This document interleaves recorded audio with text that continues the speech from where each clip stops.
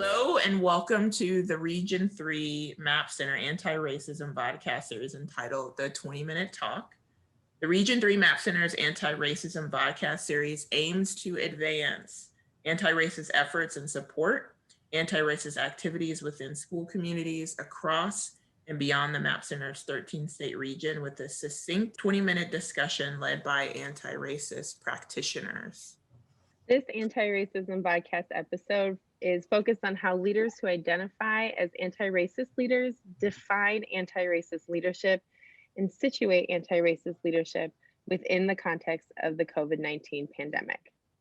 My name is Tiffany Kaiser, and I serve as the Associate Director of Engagement and Partnerships with the Midwest and Plains Equity Assistance Center, which I'll refer to moving forward as the MAP Center. And I have the privilege of serving as your host for today. Joined with me is Nikki Coomer, Graduate Assistant at the MAP Center. Thank you, Tiffany. We are also thrilled to have two guests who not only are tremendous practitioners in educational equity work, but also will lead us in affirming and deepening our understanding of anti-racism and engaging and leading anti-racist practices in our school communities within the context of the COVID-19 pandemic. So joined with Tiffany and I today are Perry Wilkinson, Education, Equity, and Systems Data Specialist at the Southeast Metro Regional Center of Excellence within the Southeast Service Cooperative in Minnesota, and Toia Jones, Principal at Boulder Hill Elementary within the Community Unit School District 308, located in Illinois. So welcome, Perry and Toia. Hi. Good morning. I'm super thrilled to have you both for this episode of the 20-minute talk. And I have two questions for the both of you, and I hope, Perry, you can kick us off with the first one. So the first question is, why are understanding, the experiences of people of color, particularly African American and Asian Americans, important to engaging in anti-racist activity during the COVID-19 pandemic? So just your thoughts there. We'll have Perry kick us off and then Toia with any additions. So I think the biggest thing is just the recognition of the wide range of diversity within those two groups, right? Those two racial identities. And so, I always like to pull upon my own story of being a transracial Korean adoptee, right? And being adopted at 18 months and coming to Richfield, Minnesota, right? And growing up in a upper middle class white suburb, surrounded by white folks, and really I was raised as a white man. And so I look at it that way, as that's 30 years of my life. I'm now 45. For 30 years of my life, I had very little recognition of racial difference or really understanding what it truly was. I did unpack for much of my 20s a lot of things and had a lot of self-discovery and so forth, but difference to me was always a wrong thing, right? And so as I look at it now in terms of who I've been since 30, right, as spending 30 years as what I like to call an agent of the status quo, I look at now of, especially during COVID, is just recognizing that my experience is vastly different from folks that are, first generation Asian immigrants or, things like that, that there are just so many different experiences there, and access and how we're perceived and stereotypes are just so incredibly different. And I don't know if we as educators have really done a good job of thinking through who actually is in our community and what stories are actually out there and how the multiple identities that we have really impact education, really impact the engagement, especially during COVID-19, right? And so are we as leaders sitting down and considering those individual stories? Are we considering how our decisions impact groups that are not traditionally in white spaces, right? Or are not traditionally, in dominant culture, right? I just feel like we always just sit in our own realities, right? And we always just have our own perspectives. And as educators, we think that this is a great idea, but we don't really ask outside of our own great idea think tank, right? Or our own leadership teams. And so if our leadership team is the same 6 educators and it's the same 6 educators for the last 10 years, why in the world would we ever be able to impact anything different? Right? And so how are we bringing in those Asian American voices, very diverse Asian American voices with so many different experiences? How are we bringing in those African American, those Black voices that need to be out there, those just all of our communities and all of our non-dominant cultures and all of our non-dominant identities? How are they coming into our space? Because realistically, if we ask who is this working and how do we know, it's a struggle. And then if we ask, who is this not working for and how do we know? Usually we have some good deficit answers on some of these groups, and we make excuses or we push it out on them as they're deficient and it's their fault. And that's that anti-Blackness coming in, right? And that's that anti-Asian America coming in. But it's like, are we really recognizing the oppression and the barriers that we're putting up as really a white system, right? And so how are we really identifying our different racial groups, all of our different groups, regardless of identity? How are we bringing those in to really consider these COVID-19 decisions? And how are we defining engagement? How are we defining respect? How are we defining attendance? How are we being flexible to meet those needs? Because one of the things that I've had to work with some schools is, well, it's COVID, they're not on, it's okay. But then how are we supporting so they can actually get their education? So how are we supporting these marginalized families and not just dismissing and saying, oh, it's okay, they got a lot going on. Yes, everyone is, and everyone's in a different situation. But then how are we supporting our learners that need the most support? How are we supporting our families that need the most support, especially during this time with the traumas and the things that people are going through? It's super important, I think, that we're open to other voices and our realities are willing to, we're making those things visible that aren't in our own reality. Our normal is not normal, right? And what we believe as normal is not the same for the three other people I'm looking on my screen right now, right? My normal is totally different than each of yours. And how are we creating spaces and environments where we can actually hear those and then adjust and support everyone? So I just think it comes into that widening of the circle and just how are we really making the invisible visible, right? So those below the line things that we talk about when it comes to the cultural iceberg or the white supremacy culture things, like what are those things that are invisible that we can start bringing to the surface? And I think that's our job as anti-racist educators during this time, or all the time, but especially during this time. Mm-hmm. This is great, and this connects to the question we're going to next. What are key practices one can engage in to be anti-racist from your perspective? I guess the first thing I want to start with is when you say the word anti-racist, and if we're going to be honest, that word in itself has been a word surrounded by a taboo, and no one really wants to engage in this this thinking or this digging deep and analyzing of yourself and your perspective when you attach the word anti-racist to it. So I think for me, some key points, and they may seem general, but I think they lead to something else more specific, was this whole idea of like, what do you mean? And so if we're going to talk about the practices and we're going to start creating action plans and steps around them, we need to identify and define what we mean by anti-racist and define what anti-racist practices look like within our district. Mm-hmm. And I think that we are in this place now where diversity and equity is like a common term in every district is, and businesses are tossing around and adding it to their handbooks and all of that.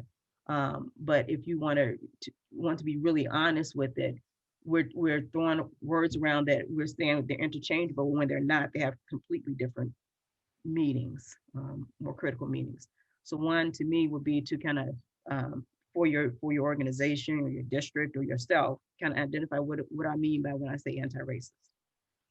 And then anything like this, we're talking about unpacking and disrupting and the systems, kind of how do you equip yourself with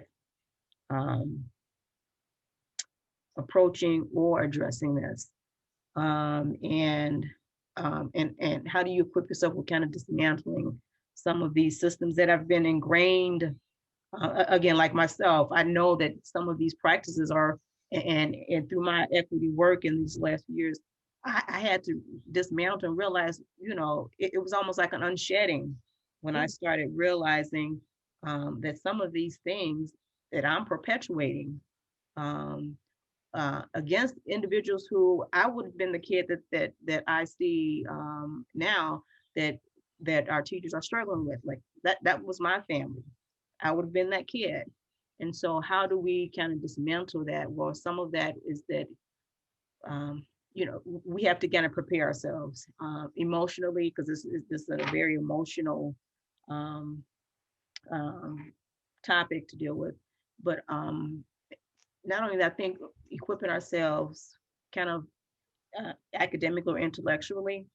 And so I think about how in our district we're centering student voice, which is quite important, But it does not serve if they don't have the words to articulate really what we're talking about.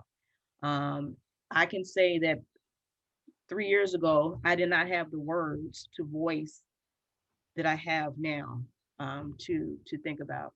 And so that whole idea of knowledge, bringing power, bringing voice, I think is important. So acknowledging that we have to empower people in a way that they can have not only conversations, but they can think critically, and they can challenge some things within themselves or within the organization or their community or whatever, their family, whatever. And some of that knowledge, it doesn't have to be, going back to seek a degree. It could be watching a movie. It could be video. It could be TikTok. There's a whole lot out there now, in social media and all that has being very careful though, has opened up some of that. Mm-hmm. That's extremely helpful. I'll mirror back and then I'll hand it over to Perry if there's anything you want to add before Nikki closes us out. So what I heard, Toia, some concrete practices to build on what Perry offered was being clear about how your school community defines anti-racism and defines anti-racist practice. As a component of that, I also heard, once that's done, assessing the extent to which anti-racist practices exist in your school community, and position that assessment not as evaluative, but rather as an opportunity for continuous improvement. So having tough, hard conversations with that data to learn and to grow, as opposed to positioning it as a form of accountability, which you can, but that's not what I heard from you. First, really use that as a way to sort of add to the richness of hopefully hard conversations. Another thing that I heard was being really intentional about examining and unpacking your practices and how you and who you are and how you've been shaped is connected to that. A little bit of what Perry said of unpacking himself, you used the term of sort of, I was unshedding, developing this sort of critical consciousness and awareness. And some of the ways you talked about doing that is through the language you use, or the language you begin to become exposed to through having those intentional conversations and seeking out intentional conversations that are going to be hard, to provide as a leader space, time, support, and resources to support practitioners on their journey of anti-racism, to think about communication in all the myriad ways, both among educators, but also with youth, and honoring different youth cultures of the different ways we communicate and the different platforms used to communicate an anti-racist message, and authentic commitment. I heard you talk about this idea of beyond sort of pageantry to practices, beyond platitudes to policies, right? Those shifts of being really authentic in the commitment, and then leveraging partners, district partners, colleagues, someone to help support you and push you. And then final 2 points I thought were great. Be comfortable being uncomfortable. It's sort of what I heard. Always seek out, within the context of anti-racist practice, being uncomfortable, being pushed. And then finally, anti-racism should be active. It's a verb. And it's one that you have to commit to on a daily basis. So those are really great to build on Perry's. So Perry, I want to offer it to you. Anything else maybe we have missed that you want to offer in terms of anti-racist practices that you want to put out there before Nikki closes us up? Yeah, I think the shared language thing is huge. The definitions, just, what does that really mean here? And then who's leading that then? And is it always the people of color or the most marginalized that are out in front of that? Because then if the most marginalized and their folks of color are the ones out in front of it, we know who's going to be let go first, right? And so we have to have the right people leading that. And one of the big statements too is it's not about you as individuals, you as the leaders, the individual, the one that's been wronging the children for this long, right? This is historical, and understanding that history and understanding the system, and then how are we going to work together to change that system to work for people, right? To work for everyone. We need to recognize folks developmentally that are ready to go and that aren't going to polarize either, right? So there's a balance in that we got to get the folks, the allies and the co-conspirators at the table that are going to allow us to push colleagues. And some we have to have different plans for, right? We have certain ways to support.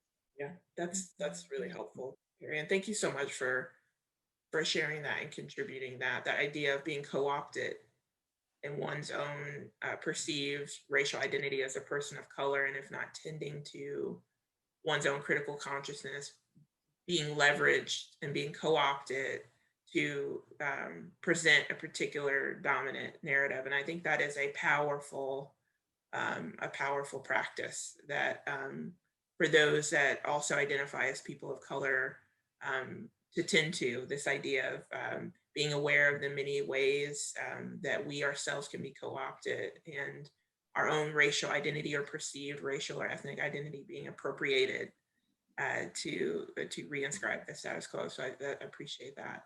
Nikki, I'll turn it over to you. Anything to ask Toia or Perry? No, I just want to say thank you so much both for sharing your thoughts and your stories and your own experiences. All right. So we are, so before we end our conversation today, I just want to remind our viewers to stop by our online equity resource library at www.greatlakes.equity.org for an array of resources and supports related to anti-racist practice. So we have on our website links to our Communities of Care virtual coffee house series. These are ongoing. We also have a great resource in our virtual library right now that was produced by Dr. Toia Gonzalez and Hunter Brown called A Virtual Little Library for Staying Connected. And so these stories feature folks that are reading children's stories to children. So please check that out with your little ones, and as well our Equity Digest, the title and topic of which is Reimagining School Policy and Practice in Virtual Schooling. And if you're on social media, please follow us on Twitter at Great Lakes EAC, hashtag Map Equity. We're also on Facebook. We are not yet on TikTok, but please follow us and share with us what you learned today, again, by tagging hashtag Map Equity. This resource was brought to you by the Midwest and Plains Equity Assistance Center. To find out about other Midwest and Plains Equity Assistance Center resources, visit our website at www.greatlakes.equity.org. To subscribe to our publications, click on the Subscribe to Our Publications link located on the Midwest and Plains Equity Assistance Center website. The Midwest and Plains Equity Assistance Center, a project of the Great Lakes Equity Center, is funded by the United States Department of Education to provide technical assistance, resources, and professional learning opportunities related to equity, civil rights, and systemic school reform throughout our 13-state region.